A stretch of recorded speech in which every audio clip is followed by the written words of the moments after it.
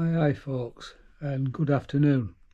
We're back again in the garage for the GL650 engine work. Unfortunately, over the last couple of weeks not a lot's been happening, mainly due to a family illness that has demanded a lot of my time. However, as things stand, we've just had the water pipe off, and this is the one off the original engine, and I've turned the thermostat up so that you can see that that sits in this cavity here. The seal looked a little bit suspect, as did the seals on the two ends that sit on the cylinder head. However, again, work had to be done on these because someone had managed to strip the threads in the head. So it was a good job that I decided to do this work. So these have both been drilled out and helicoiled.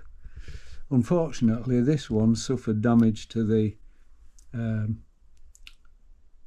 thread where it sits in the head bracket. So I'm going to have to put a bolt in that with a washer on, and hopefully that will hold it. It doesn't need a lot of tension on it, just enough to make the O-rings seal that sit in these grooves on the back of the adapter into the water tubes. So I thought it was worth you seeing that. This is held in place by that bracket there that you can see, which sits on the engine with these two head bolts, which I'm going to show you now.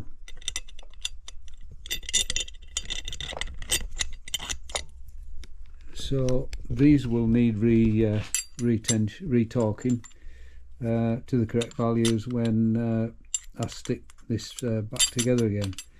But just at the minute I'm going to do a little bit more work on this water pipe, just to try and give it a little bit more shine than it's got at the moment.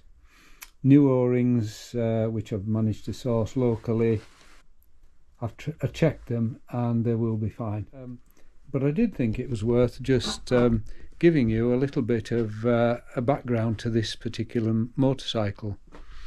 It started its life registered to a gentleman who owned it from new in Holland, and subsequently eventually moved to the UK and got it registered in the UK. Now I don't know whether it's actually been ridden in the UK, so it didn't come with a UK number plate, although there is a registration document for it, so that needs to be sourced. He had stripped the engine, and the big end shells are out of tolerance, as the main bearings are on the edge of the tolerance for wear. Now it's very, very difficult to get Honda parts, or indeed any parts, for those, so that's why I've decided to commission this spare engine for the time being, in the hope that eventually I can find some new old stock bearings or an alternate that will be able to be modified to rebuild the existing engine, which is sitting in all those boxes that you can see there, and these around the front of the bike.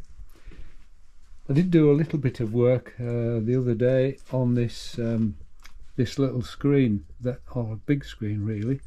It's very milky, as you can see, and I just used some T-cut on that section there just to see whether it brought it up, and it's brought it up to an acceptable level. So the rest of that is going to get done at some point in the near future. These dome nuts were quite rusty, so I removed those and fitted some new ones. So that's the update for this week. Hopefully I'll get some more time into the workshop in the not too distant future, and we'll get this engine further on its journey towards looking a little bit more like an engine you'd want to see in a motorcycle. Next thing on the agenda is going to be getting this water pipe off here. Unfortunately, those bolts that hold that on are pretty well seized, so I'm going to heat them and see if we can free them off. So hopefully I'll be back to you on that very soon. So cheerio for now.